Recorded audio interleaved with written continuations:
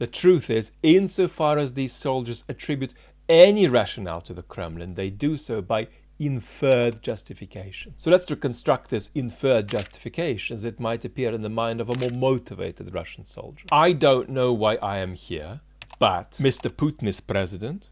This war looks like a complete mess, so he wouldn't have done this unless there was some good reason for it, even though I don't know what it is. But now imagine the Ukrainian soldier who is fighting an alien force that's come in to get territory, to kill civilians, to orchestrate massacres and ecological catastrophes, and to do all of that while backing it up with genocidal rhetoric. Anybody facing that would be motivated. Now, could Russia recover its soldiers out of this motivational slum of, at best, inferred justification? Now, no.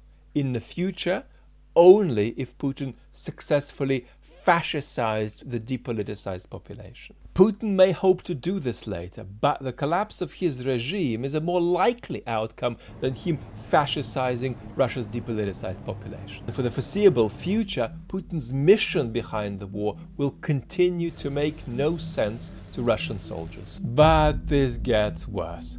Think of Russian soldiers watching Prigozhin's march on Moscow. They might ask, am I fighting for a state that's losing its monopoly over organized violence? Here is a guy marching on Moscow who was allowed to withdraw 50,000 convicts for his semi-autonomous army. And if Wagner can do a mutiny, can't others too?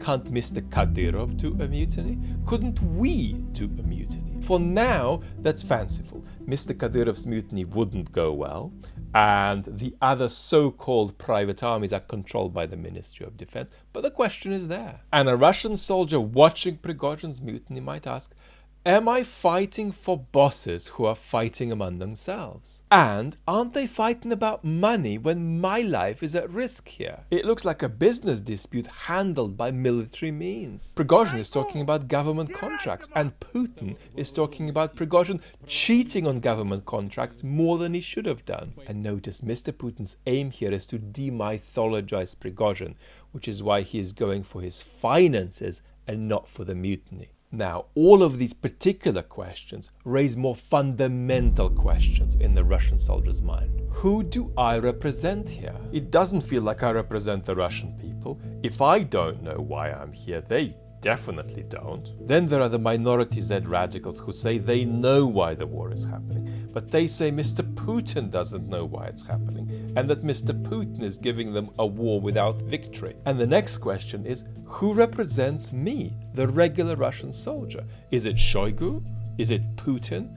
Or is it my local governor? As Greg Uden points out, the Russian army is fragmented by regions. Soldiers operate and direct complaints in reference to regional leaderships, increasing the risk for further loss of control over the monopoly of organized violence in the future. The Russian army's morale problem is insoluble, and we need to factor that into expectations of what happens on the battlefield. It could lead to an exponential Russian military collapse in the months to come. However, short of that scenario, Russia's morale crisis does not guarantee a Ukrainian victory. Western powers are committed to Ukraine's survival, but they're currently not committed to a full Ukrainian victory, and that position may not be enough for Ukraine to win. To understand why the West is hesitant and why that could be a strategic mistake, watch this video next.